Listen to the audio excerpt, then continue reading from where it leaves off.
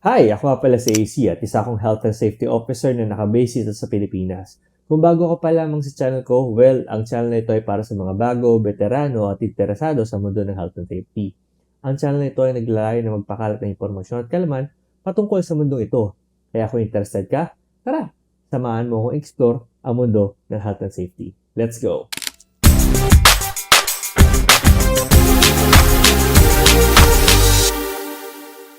Welcome back nga pala sa channel natin. Noong nakaraang episode, pinag-usapan natin yung tungkol sa hazard identification risk assessment. At ngayong araw, pag-uusapan natin ang isa sa pinaka-important question. Paano mo malalaman kung epektibo ba ang iyong health and safety program? Kasi, let's be honest, hindi porket walang aksidente, epektibo na ang iyong health and safety program. At hindi ibig sabihin nito na yung lugar pagawaan mo ay ligtas na. Sa ganitong mga question, papasok na yung tinatawag nating KPI o yung tinatawag nating Key Performance Indicator. KPI is measurable targets, meaning you can put numbers in this. And you know what? This will help the management keep track if your health and safety program is improving or it's just waste of their time and money. Di ba nga nabanggit ko nung nakaraan na yung management are more on numbers. They are more on progress, results, and trends. Well, KPI will answer that.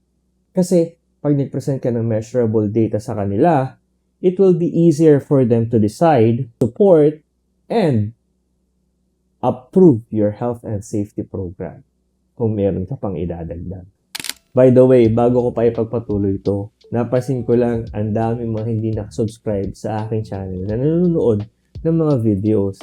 So, konting tulong lang sa channel. Kung nagustuhan mo yung mga ganitong content, pakisubscribe naman sa YouTube channel ko, please. Malaking tulong ito sa akin. Going back to safety objectives or yung tinatawag nating key performance indicator. Usually, a good safety objective should be measurable, should be clear, and realistic. Let's give an example. Let's say reduction of accident related to this type of injury by 20% at the end of this month. Or achieve a health and safety training activity by the end of this quarter. Or conduct at least 10 toolbox meeting or more in a week. O kaya naman, reduce unsafe act during inspection. Nakikita nyo yung trend ng ating mga objective. It is clear, it is measurable, and it is realistic. Hindi agad na zero accident, yun agad. Hindi pwede. Kailangan meron kang realistic mindset. Alright? Bilang mga safety officer, obligasyon natin na iset yung pace kung gaano ba yung trend na gusto nating makita sa ating program. Yung improvement, kumbaga. Kasi doon pa lang, maset na natin yung expectation ng management, makikita na rin natin yung magiging support nila, and also yung magiging epekto nito sa mga manggagawa.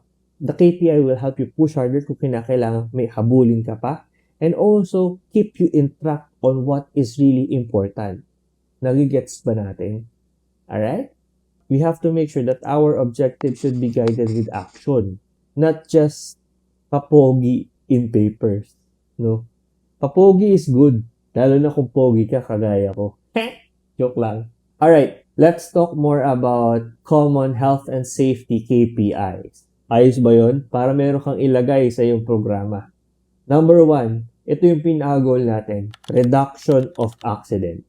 Gaano ba kadaming aksidente yung meron dun sa inyong lugar pagawaan? Of course, bilang mga safety officer, dapat alam natin yan.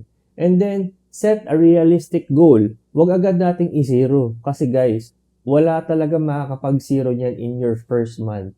Usually, kakayanin yan siguro mga first quarter of the month na nandyan ka o kaya 4 or 5th. Pero yung zero accident, medyo hindi siya realistic goal. So as much as possible, set a realistic goal in reduction of accident in your work area. Pero ang goal talaga natin, talaga, is zero accident. Alright?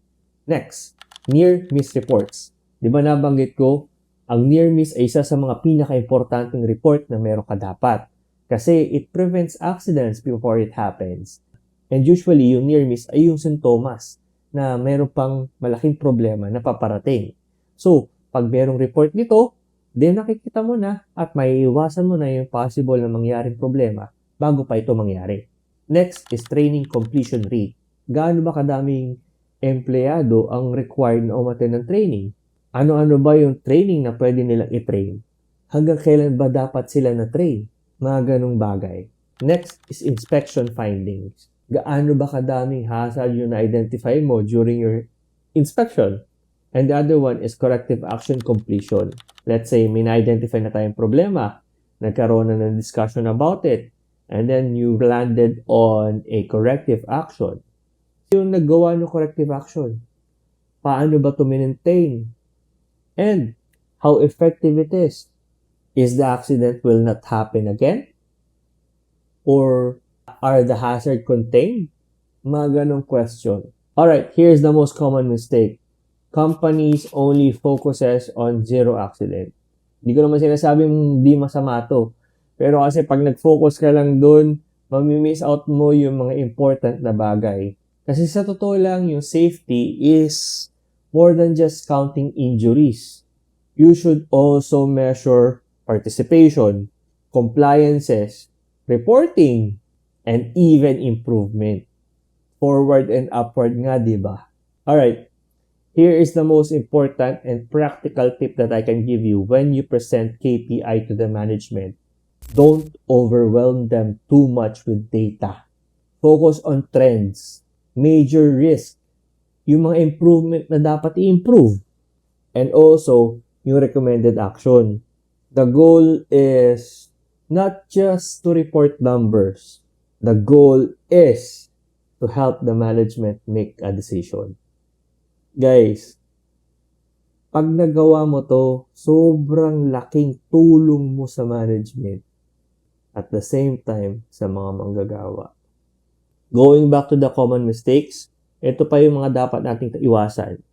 Masyadong madaming metrics. Keep it simple, keep it short, keep it straightforward. Walang follow-up action. Kinalimutan na after nung first implementation. Yari tayo dyan. Collect lang ng collect pero hindi nag-a-analyze ng data. Ano yun? Ginawa mong chicks? Joke lang! And yung pinakuli, magre-report ka lang pag meron kang inspection. Hindi. Consistency is the key.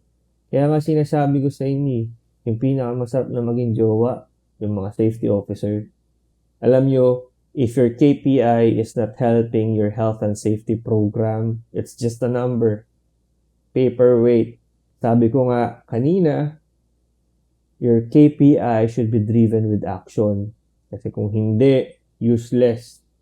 So now we know how to measure our performance as health and safety in our program. The next question is, sino ba dapat yung mga responsible dito para mag-workout? Kaya, sa susunod na episode, yun yung pag-uusapan natin. We will talk about the roles and responsibilities. Kasi, hindi lang dapat safety officer. Ang safety ay responsibilidad ng bawat isa. Pag-uusapan natin to next Friday. Kaya huwag kang mawawala. Kung nagustuhan mo yung mga ganitong content, well, mag-subscribe ka naman. Please! At i-share mo to sa mga friends mong safety and also management. Kasi I believe this topic should also be known by the management. Hindi lang kayo. I-share mo. Diba? Ano masama? Pag-uusapan din natin next week yung accountability. Bakit importante ito? At paano ito makakatulong para magkaroon ng successful safety program sa inyong kumpanya? Well, I am excited. Sana kayo din. See you next episode. And guys, remember, if you can't measure safety, hindi mo kayang improve ito. Hindi mo magagawang i-improve ito. So start using your KPI. Maraming salamat. Mag-ingat po tayo lahat. Paalam.